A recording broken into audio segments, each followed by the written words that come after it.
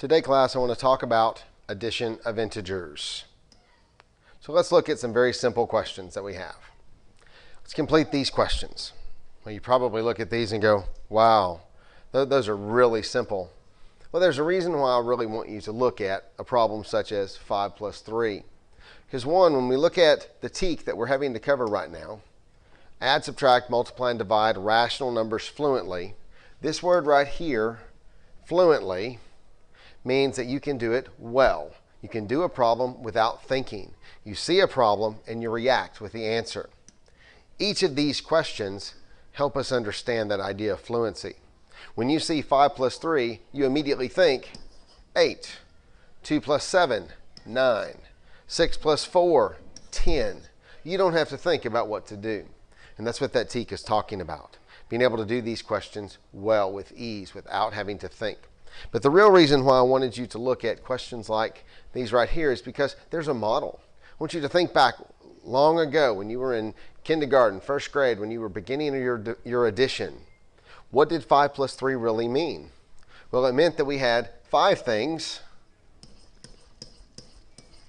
and we had 3 things, and we would take those things and we would put them together, and we would end up with 8 things total. And that's what addition means, to put together.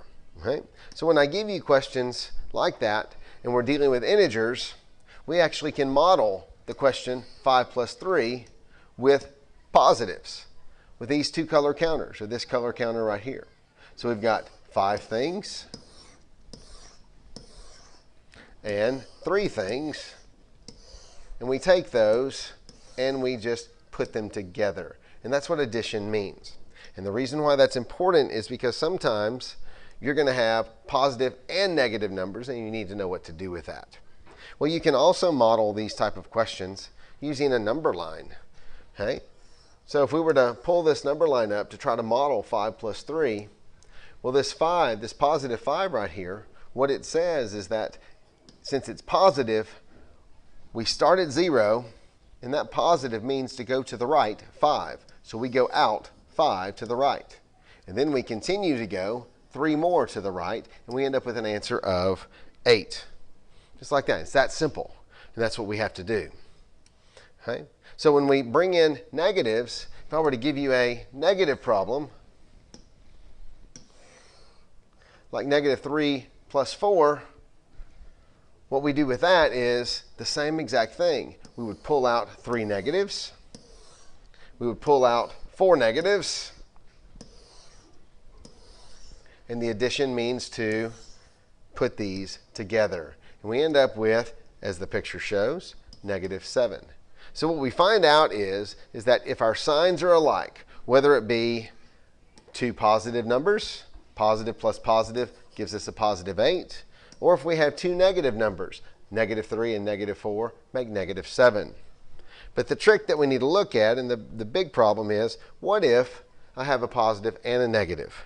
Well, what we need to understand about this is that if I have a positive and a negative, this makes what we call a 0 pair. And the reason why we call it a 0 pair is because it has a value of 0. So if we were to look at some questions like this, negative 5 plus negative 7, and we were to build that, this would mean I would have 5 negatives. I would have 7 positives.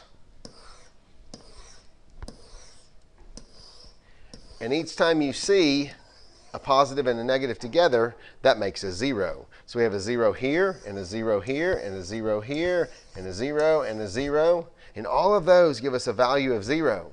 So the answer to this problem is really just positive 2.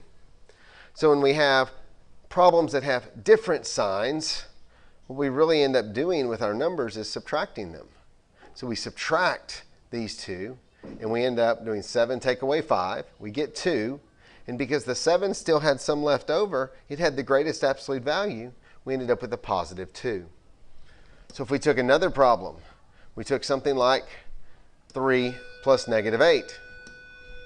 Well, 3 plus negative 8 says that we've got 3 positives, we've got 8 negatives,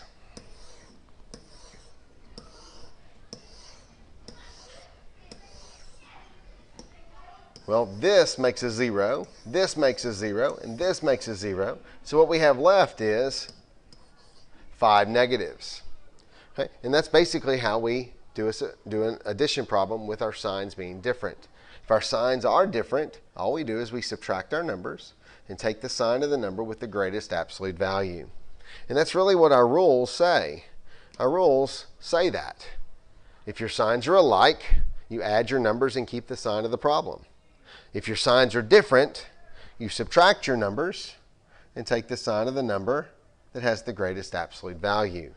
The 6 being farther away than the -4 from 0, so it's a +2. The -9 is farther away from 0 than 5, so we end up with an answer of -4. And that's really all you have to do whenever you're adding or subtracting these particular numbers. Okay? And that's it for today.